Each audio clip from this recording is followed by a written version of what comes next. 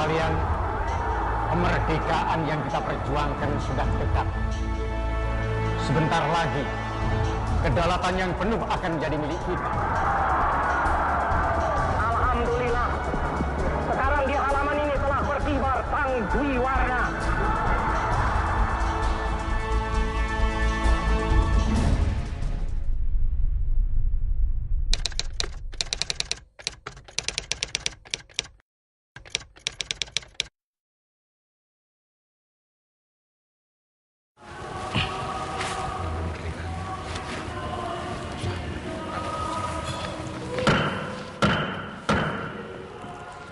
Saudara-saudara sekalian, kemerdekaan yang kita perjuangkan sudah dekat.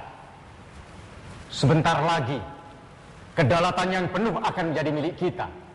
Buat itu, pimpinan Dokuritsu Zumbicho Sakai telah meminta saya secara personal buat mengumpulkan beberapa anggota ke dalam rapat kecil ini.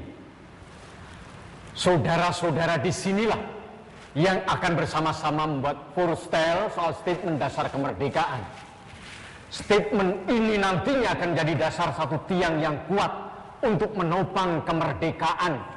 Verklaring itu mesti kita buat lagi sendiri atau kita buat berdasar usulan-usulan dalam rapat besar Dokuritsu Zumbicho Sakai? Semua itu kita tampung. Atas dasar-dasar pemikiran tersebutlah negara itu nanti akan kita bangun. Tapi kita butuh satu statement yang kuat dan lantang. Satu sikap yang kita terima dan sepakati bersama. Assalamualaikum tuan-tuan. Waalaikumsalam. Yang masih membuat saya benar-benar pelik saya rasakan pada dasar yang kelima, ketuhanan. Tuhan, tuan-tuan. Ini akan menimbulkan pertanyaan, atas dasar apakah negara yang akan kita dirikan nanti? Saya setuju dengan pendapat Tuan Soekarno yang menolak internasionalisme yang mutlak dan paham kebangsaan yang chauvinistik. Bukankah Islam sudah menjadi bagian penting dari bangsa ini? Bukankah Islam sudah bersama dengan orang-orang Indonesia melawan penjajah sejak awal mula kedatangannya? Saya hadir sebagai wakil orang Kristen yang mungkin dalam pandangan sederhana saudara-saudara sekalian sama dengan agama para penjajah yang telah datang ke Indonesia. Tapi saudara-saudara, di dalam agama saya tidak satupun diajarkan untuk membunuh atau menguasai orang lain. Menurut saya, saudara-saudara, perjuangan menuju negara Indonesia yang baru itu nanti bukan merupakan suatu perjuangan agama, tapi sesuatu yang menunjukkan weltan saung bangsa ini. Sesuatu di luar agama atau suku-suku, di luar itu semua. Atas dasar apa negara ini nanti akan kita bangun? Apakah dengan dasar-dasar hukum Islam atau melanjutkan sistem yang telah ada sekarang? Saya secara person merasa bahwa Islam sendiri merupakan suatu dasar, suatu sumber inspirasi untuk hukum yang akan kita bikin.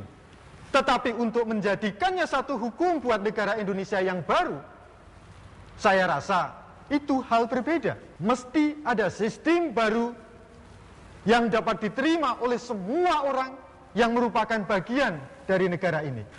Yang terhormat Tuan Hatta, apakah tidak bisa Restat itu dipadankan dengan Islam reh atau adat reh? Apakah dengan menciptakan suatu reh yang baru itu berarti meniadakan tradisi dan hukum adat yang telah sekian lama berlaku di kampung halaman kita?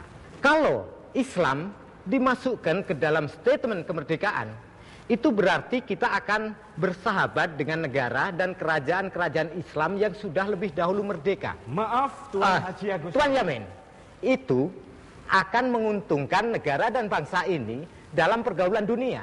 Tetapi ini semata bukan hanya masalah kehormatan nenek moyang. Ini juga terjalin berkelindan dengan masalah kedaulatan hukum.